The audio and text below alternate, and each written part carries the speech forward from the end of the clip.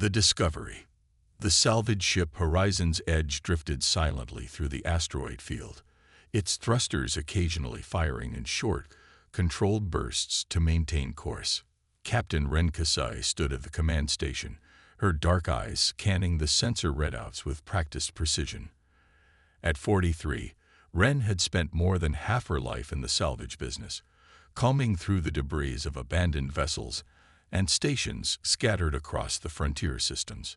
Her short, silver-streaked hair was pulled back from her face, revealing the intricate neural interface port embedded at her temple, a relic from her military days, and now an invaluable tool for ship operations. "Proximity alert," announced Elias, the ship's pilot. His fingers danced across the holographic controls, adjusting their trajectory. "Metallic mass detected in Sector 7 of the belt. It's big, Captain." "How big are we talking?" Ren asked, leaning forward. "Based on initial scans, approximately 200 meters in length. Definitely not an asteroid." Ren felt her pulse quicken. Salvage operations have been disappointing lately, with most finds barely covering their fuel costs. They needed something substantial to keep the Horizon's Edge flying and her crew of 5 fed. "Send the coordinates to my station," she ordered, pulling up the visual feed. The image that materialized showed a dark shape nestled between 2 massive asteroids, partially obscured but unmistakably artificial. "Magnify." The image enhanced, revealing the smooth lines of a ship unlike any Ren had encountered in her 20 years of salvage work. Its hull bore no visible markings or indicators of origin, but the design suggested advanced technology. "It doesn't match any known registry," said Mira, their systems specialist. The young woman's augmented eyes whirred softly as she processed the data. "No distress beacon, no active power signatures. It's just sitting there." "How long do you think it's been there?" asked Darius, the team's engineer. His massive frame towered over the others as he joined them at the command station. "Based on the asteroid accumulation patterns and micro-impact scaring, I'd estimate at least 700 years, Mira replied. "Maybe more." 700 years, Ren whistled. "That predates the colonial expansion. Hell, that's first-wave technology if it's that old." Kai, the team's security specialist, joined them on the bridge. His cybernetic hand flexed instinctively, a nervous habit he'd developed after losing the original in a salvage operation gone wrong. "First-wave tech could be worth a fortune to the right collector," he noted, "or to the Historical Preservation Commission, if we can secure salvage rights," Ren reminded them. "Let's not get ahead of ourselves." Ren made her decision quickly. "Prepare for EVA. Kai, you're with me on the initial assessment. Darius, have the engineering drones ready for structural analysis. Elias, keep us steady. Mira, continuous scans. I want to know if anything changes." 30 minutes later, Ren and Kai floated toward the derelict vessel, their mag boots disengaged to allow for zero-gravity maneuvering. Their EVA suits were top of the line, at least by salvage crew standards, with reinforced plating and enhanced sensor arrays. "Captain, I'm getting unusual readings from the hull," Kai reported as they approached. "The material doesn't match any known alloy in our database." "Copy that," Ren acknowledged, her attention drawn to what appeared to be an entry port on the ship's starboard side. Unlike the rest of the hull, which remained perfectly intact despite centuries in space, this section emanated a faint blue luminescence that pulsed with hypnotic regularity. As they reached the hull, Ren placed her gloved hand against the surface. "It's warm," she said with surprise. "There's something generating heat inside." "Impossible," Kai responded. "Nothing could maintain power for 7 centuries." Yet the evidence contradicted his assertion. As they located what appeared to be a manual override panel beside the entry port, Ren noticed intricate symbols etched into the metal. Symbols that shifted and realigned as she watched. "Are you seeing this?" she asked. "The markings are responding to our presence," Kai confirmed, his voice tight with tension. Ren activated her suit's recording function. "This is Captain Ren Kasai of the salvage vessel Horizon's Edge. We've encountered an unidentified ship of unknown origin. Initial assessment suggests technology far beyond current capabilities." With careful movements, she manipulated the override panel. To her astonishment, it responded, the port arising open to reveal a pressurized airlock. "Atmosphere readings?" she inquired. "Breathable." Mira's voice came through their comms. "Standard oxygen-nitrogen mix, though with trace elements I can't identify. Temperature is a constant 19 degrees Celsius." "That's not possible," Darius interjected. "Environmental systems can't maintain themselves for centuries without maintenance." "And yet," Ren murmured as they cautiously entered the airlock. Once inside, the outer door sealed behind them, and internal lights activated, bathing them in soft blue illumination. A voice suddenly emanated from hidden speakers, female, melodious, and speaking in an unfamiliar language that somehow shifted mid-sentence into perfectly comprehensible standard. "Welcome to Vessel Kronos. Temporal alignment in progress. Please stand by." Ren and Kai exchanged alarmed glances through their helmet visors. "Temporal alignment?" Kai questioned. Before Ren could respond, a scanning beam swept over them, and the inner airlock door slid open, revealing a corridor that seemed to stretch into infinity, lined with technology that defied comprehension. "Permission to remove helmets, Captain?" Kai asked once they'd stepped inside. Ren hesitated, then nodded. "Readings suggest it's safe, but keep emergency respirators handy." The air inside tasted strangely metallic, but was indeed breathable. As they proceeded deeper into the vessel, the architecture became increasingly bizarre. Corridors that appeared to bend in impossible directions, chambers that seemed larger inside than their external dimensions would allow. "Mira, are you getting this?" Ren asked, transmitting visual feedback to the Horizon's Edge. "Partially," came the response. "There's significant interference. Your signal keeps jumping." In what appeared to be the ship's central chamber, they discovered the source of the vessel's enduring power. A spherical device approximately 2 meters in diameter, suspended within a complex array of interlocking rings. Unlike conventional power cores, this one emitted no radiation or heat. Instead, it seemed to pulse with its own internal rhythm, and around it, the air itself appeared distorted, as if reality were being gently but persistently bent. "That's no standard reactor," Kai whispered. "Kronos core at 23% capacity," announced the ship's voice. "Temporal displacement field stable within acceptable parameters." "Temporal displacement," Ren repeated. "As in time?" "Affirmative," the voice responded, startling both of them. "The Kronos core is a short-range temporal oscillator, capable of manipulating localized time-space within a radius of approximately 300 meters. Ren's mind reeled with the implications. Time manipulation technology was theoretical at best in current scientific circles, the stuff of academic debates and speculative fiction. Yet here was a functioning example, abandoned for centuries. "Why was this ship abandoned?"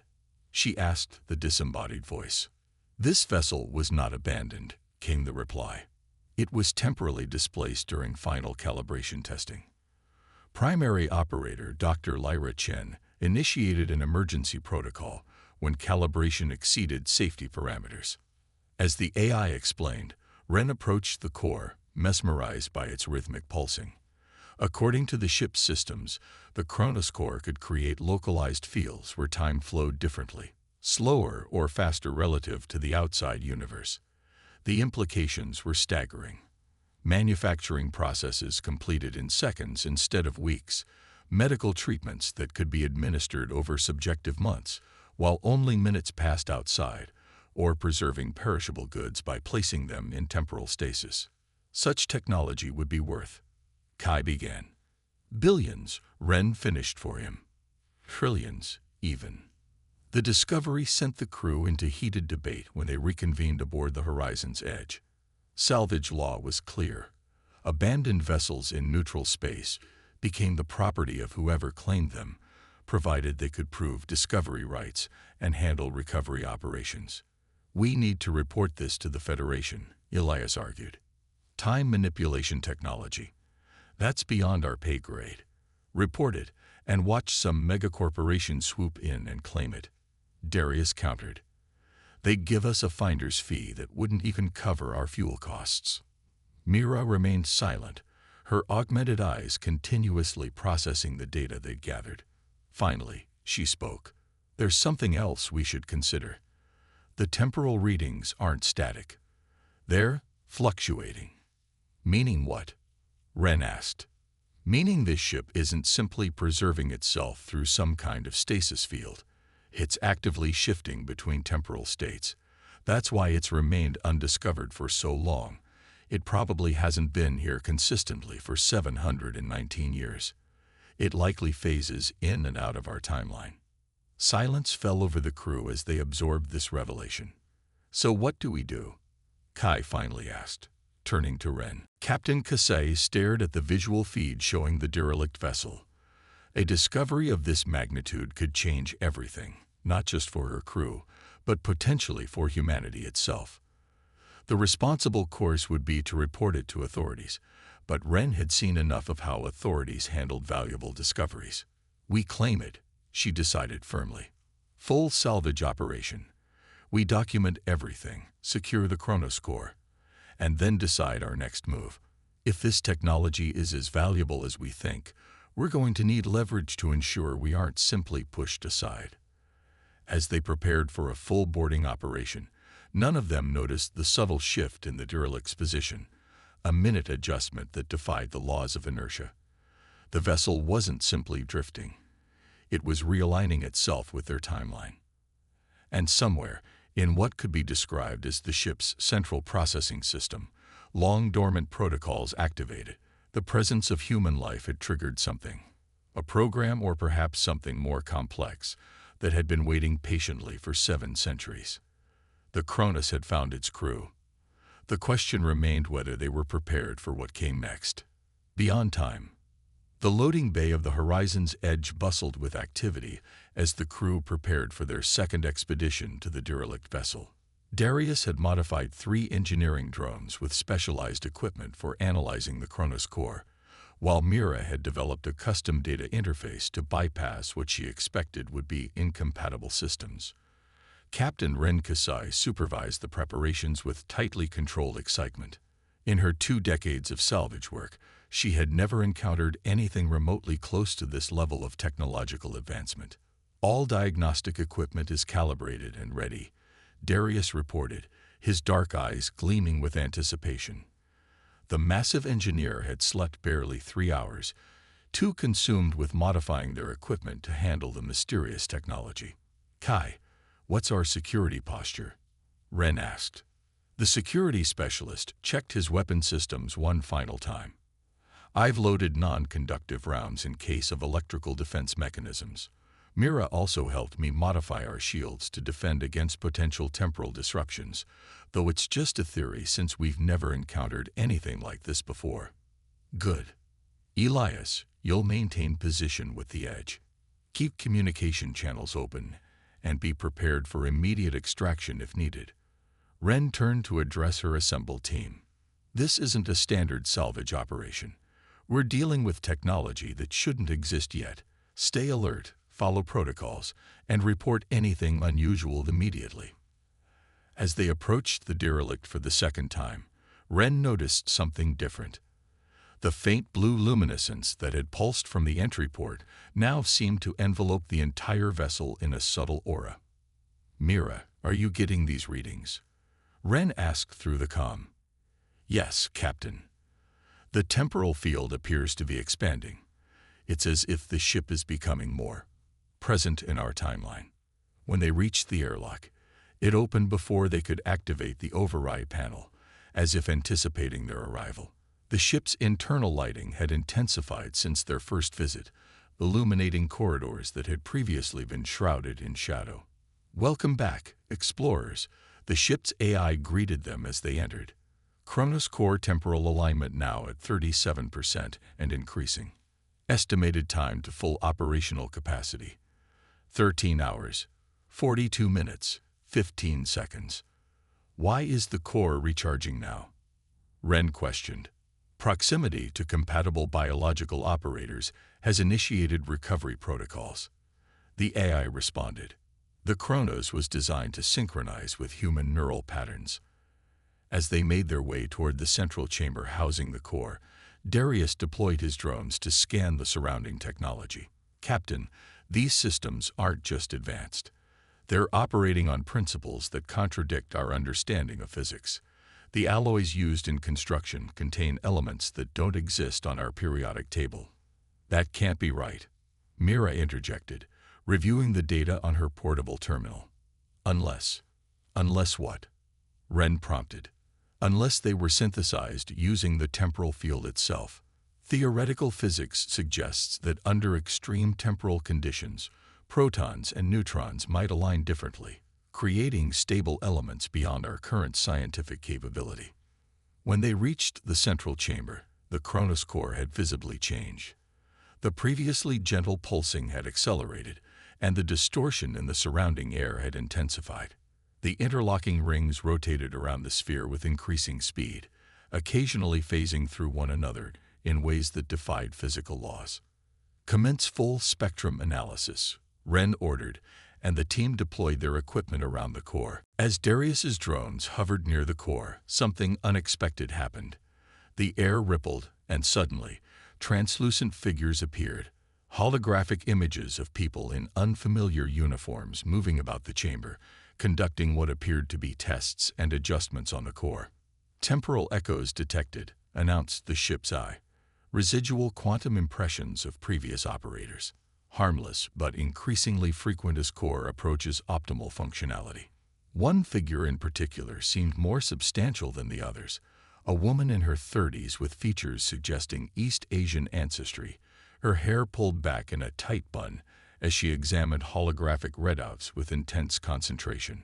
Dr. Lyra Chen, the AI identified when Wren inquired, primary architect of the Kronos core and captain of this vessel's maiden voyage. As Mira attempted to interface with the ship's systems, she gasped suddenly. "Captain, I'm picking up a transmission. Recent. Within the last hour." "From where?" Wren demanded. It's coming from within the asteroid field, but it's encrypted. Military-grade encryption."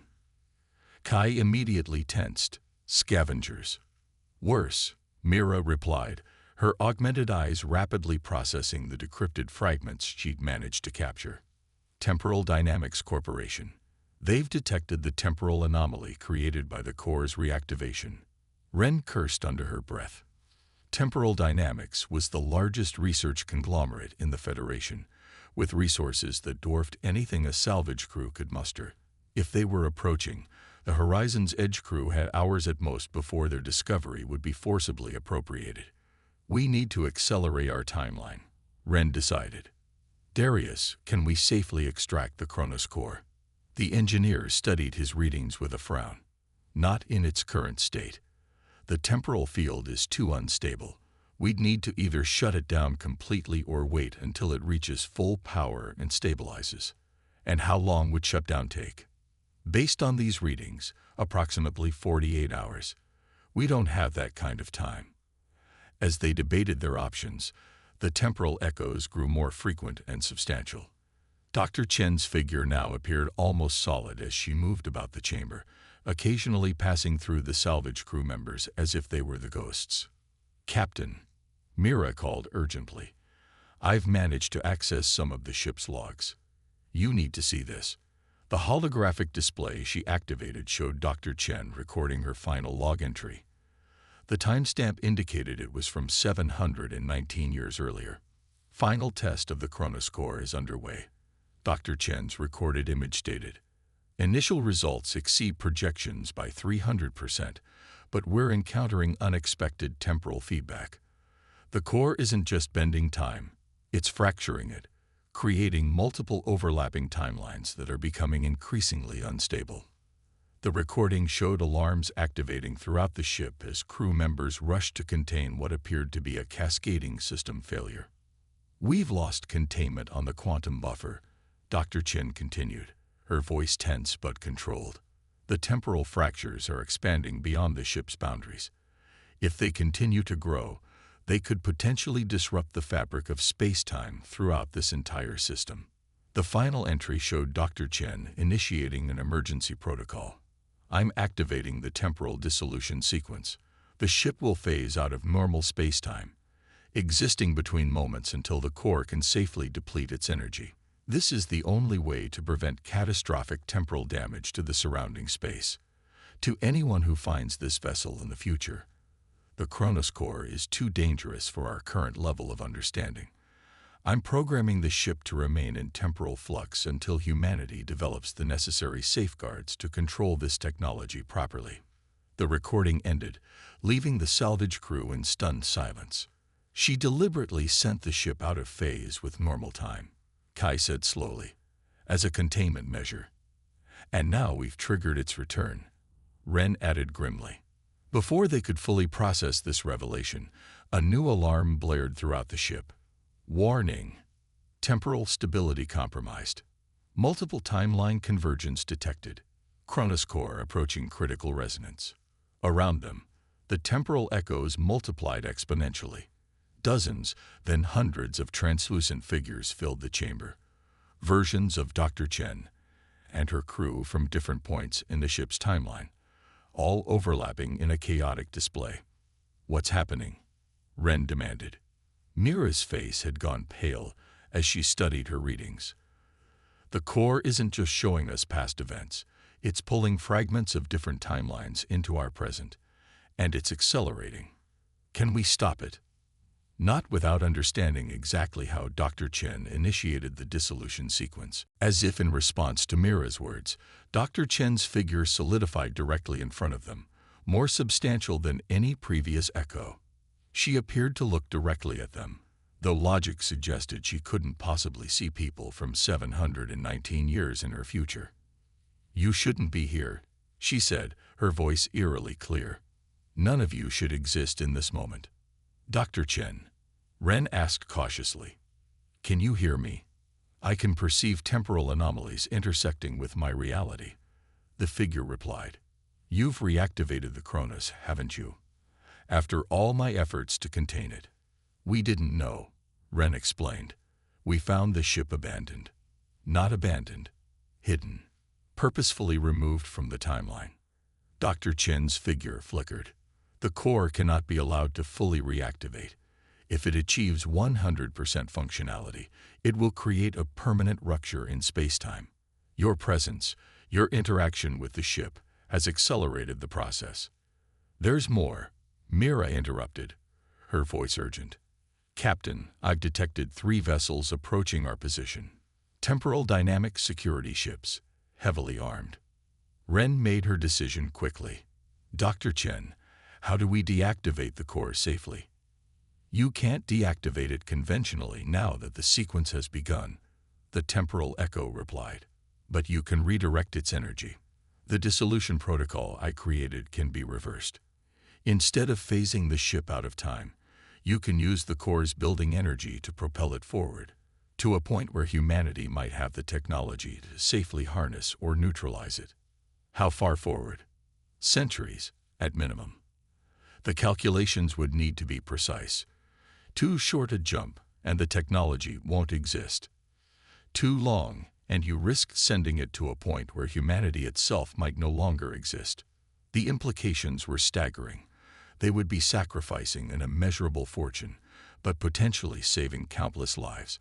More importantly, they would be denying temporal dynamics, an organization with a notorious disregard for ethical boundaries, access to technology that could devastate the fabric of reality itself.